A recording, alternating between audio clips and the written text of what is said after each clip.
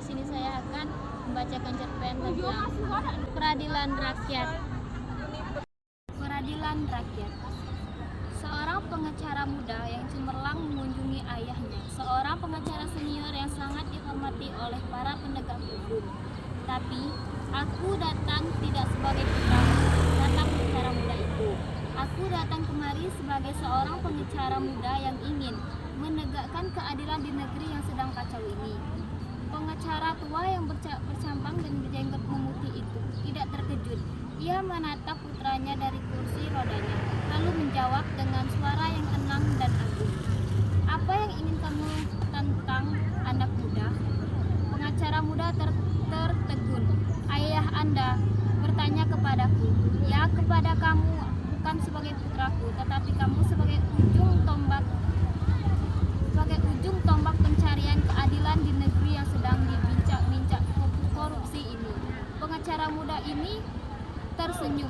Baik, kalau begitu Anda mengerti maksudku. Tentu saja aku juga pernah muda seperti kamu.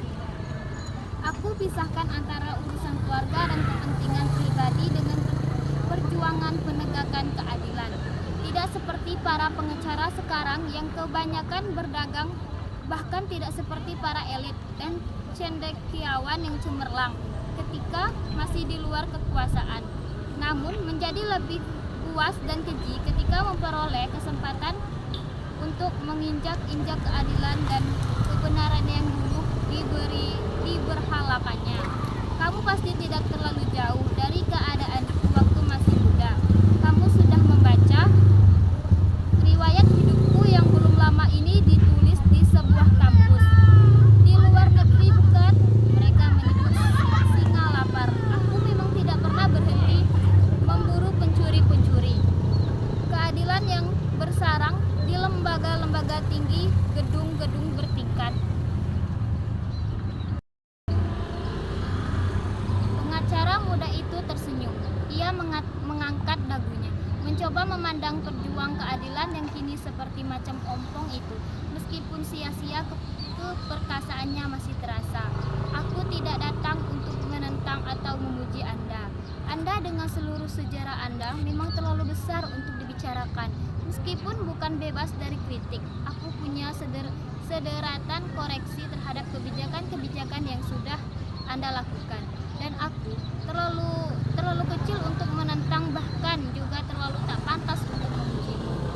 Anda sudah tidak memerlukan cercaan atau pujian lagi, karena kau bukan hanya penegak keadilan yang bersih, kau yang selalu berhasil dan sempurna, tetapi kau juga adalah keadilan itu sendiri. Pengacara tua itu meringis. Aku suka kau menyebut dirimu aku dan memanggilku kau. Berarti kita bisa bicara sungguh-sungguh sebagai profesional.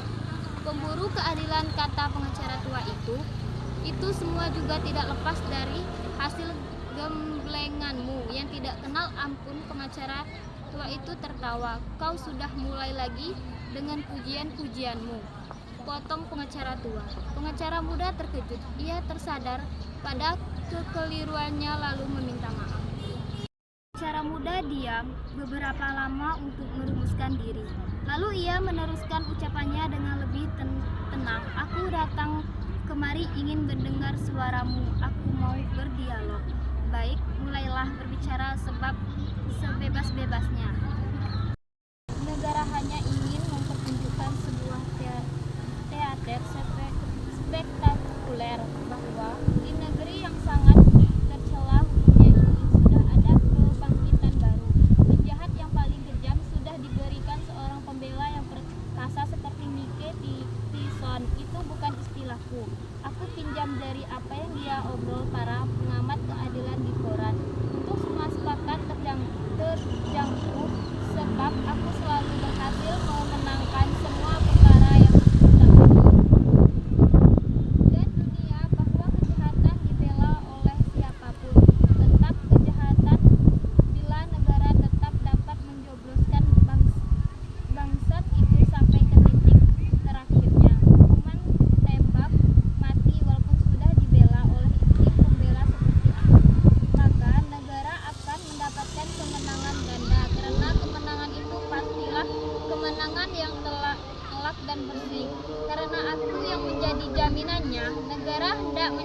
menuduhkan aku sebagai pencundang.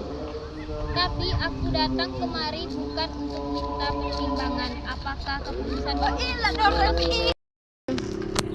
keputusanku untuk menolak itu tepat atau tidak.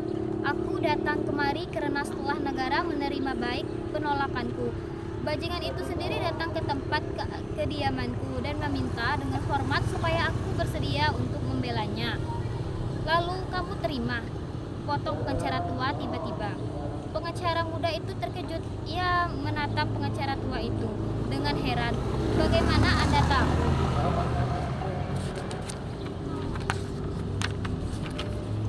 Pengacara tua mengelus jenggotnya dan mengangkat matanya melihat ke tempat yang jauh. Sebentar saja, tapi seakan ia sudah mengarungi jarak ribuan kilometer. Sambil menghela napas, kemudian ia berkata, "Sebab aku kenal siapa kamu." Pengacara muda sekarang menarik napas panjang. Ya, aku menerimanya, sebab aku seorang profesional.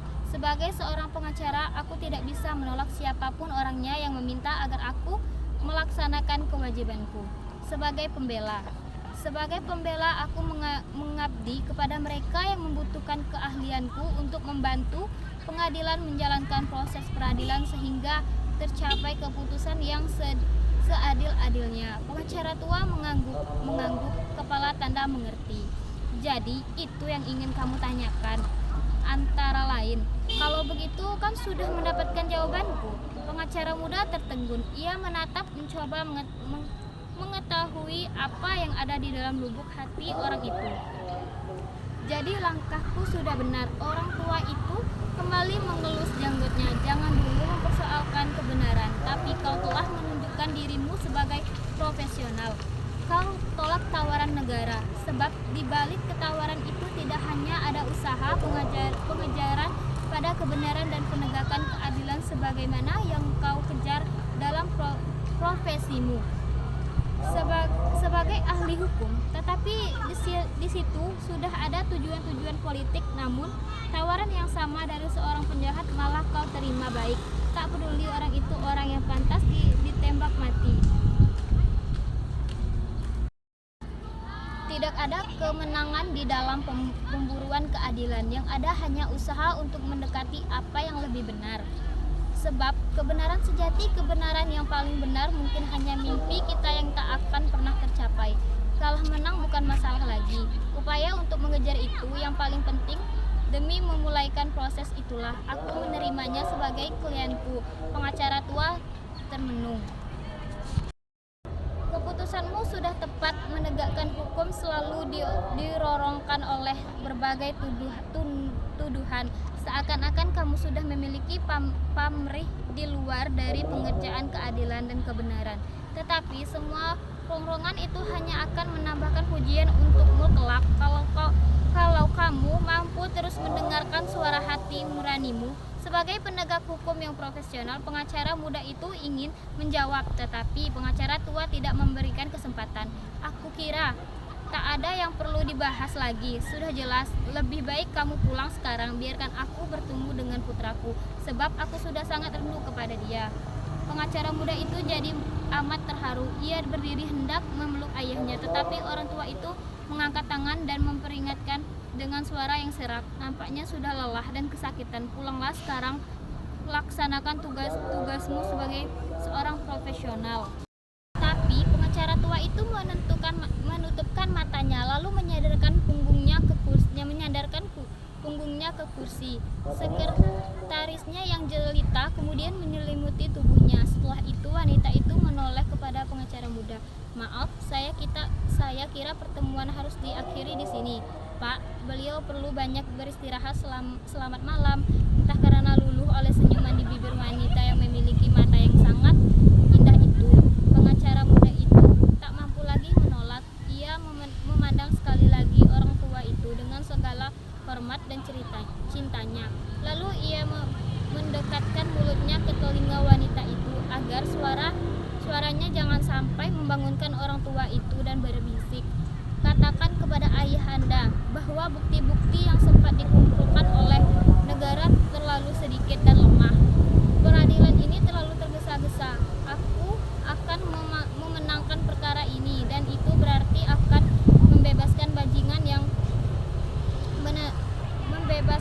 bajingan yang ditakuti dan dikutuk oleh seluruh rakyat di negeri ini untuk terbang lepas kembali seperti burung di udara. Dan semoga itu akan membuat negeri kita ini menjadi lebih dewasa secepatnya. Kalau tidak, kita akan menjadi bangsa yang lalai. Rakyat pun marah. Mereka terbakar dan mengalir bagai lava panas ke jalan, menyerbu dengan yel-yel dan poster-poster raksasa. Gedung pengadilan diserbu dan dibakar. Hakimnya diburu-buru, pengacara muda itu diculik, disiksa, dan akhirnya baru dikembalikan sesudah jadi mayat. Tetapi itu pun belum cukup. Rakyat terus mengaum dan hendak menggulingkan pemerintah yang sah. Pengacara tua itu terpangut di kursi rodanya. Aku terus membuka pintu dan mengharapkan kau datang lagi kepadaku sebagai seorang putra. Bukankah sudah aku ingatkan, aku rindu kepada putraku. Lupakah kamu bahwa kamu bukan saja seorang profesional, tetapi juga seorang putra dari ayahmu? Tak inginkah kau mendengar apa kata seorang ayah kepada putranya kalau berhadapan dengan sebuah perkara di mana seorang penjahat besar yang terbebaskan akan menyulut peradilan rakyat seperti bencana yang melanda negeri kita sekarang ini?